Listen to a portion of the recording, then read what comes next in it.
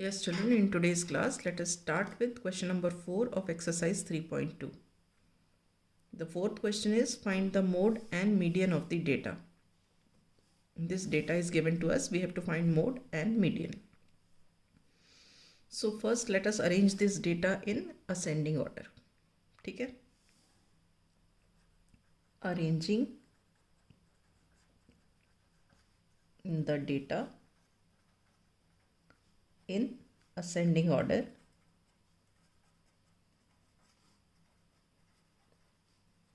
We get सबसे छोटा number इसमें क्या है? देखो, सबसे छोटा हमें दिख रहा है 12. ठीक है, अब 12 कितनी बार दिख रहा है? एक तो ये है और एक ये 2 बार ही है, तो वी राइट हियर 12 2 टाइम्स. अब लेट अस सी उसके बाद कौन सा है? 13 भी हमको 2 बार दिख रहा है, so we write here 13 also 2 times. अब नेक्स्ट है 14 देखो 1 2 3 बार दिख रहा है, तो 14 हम लिखेंगे 3 बार. ठीक है, अब उसके बाद 14 के बाद क्या है? देखो 14 के बाद है 16 और 16 के बाद क्या है? 19. ठीक है, तो हमने डेटा को अरेंज कर दिया असेंडिंग ऑर्डर में. अब आप ये देखो, ये जो 14 है ये एग्जिस्ट कर रहा है 3 बार मैक्सिमम बार, तो इसका मतलब क्या हो गया? Mode of the data is 14, right? So since 14 exists maximum times,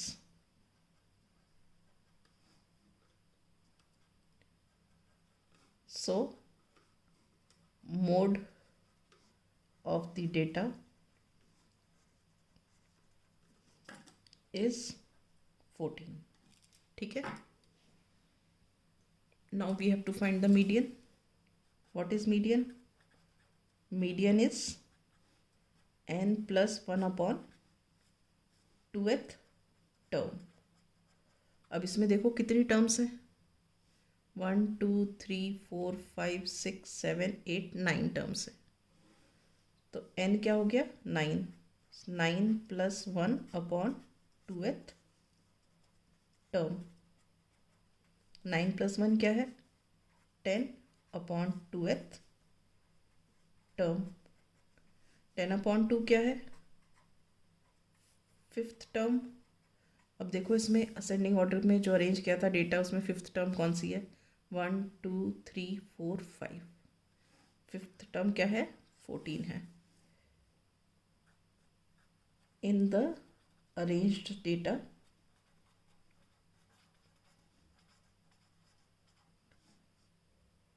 fifth term is 14. Therefore, median of the data is 14. Is this clear? Right. Now coming to question number 5. Tell whether true or false. First part, mode is always one of the numbers in the data. अब जैसे ये वाला ही example है, तो question क्या है? Mode is always one of the numbers in the data. तो data में जितने नंबर्स दिए होते हैं उन्हीं में से कोई एक नंबर जो होता है वो मोड होता है.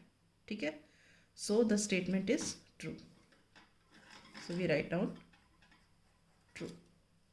ठीक है, now mean is always one of the numbers in the data. अब मीन क्या होता है? Sum of observation divided by the number of observations. ठीक है, सपोज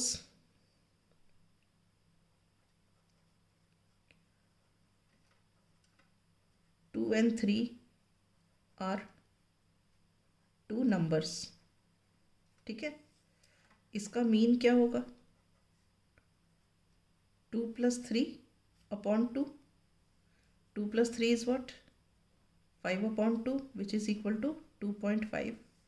अब जो ये 2.5 है ये तो एग्जिस्ट नहीं कर रहा. 2 और 3 तो अलग है और 2.5 अलग है. So mean is one of the numbers in the data. The statement is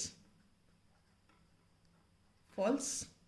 ठीक है, third part, median is always one of the numbers in the data.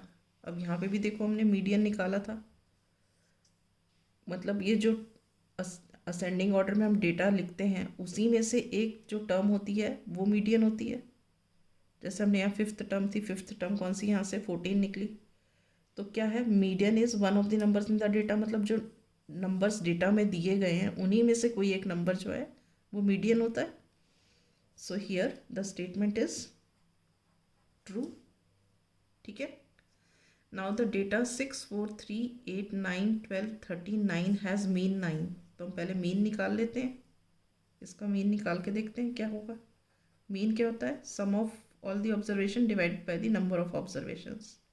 तो हम इनको ऐड करते हैं, 6 + 4 + 3 + 8 + 9 + 12 + 13 + 9 अपॉन कितने से जाएगा, 1 2 3 4 5 6 7 8।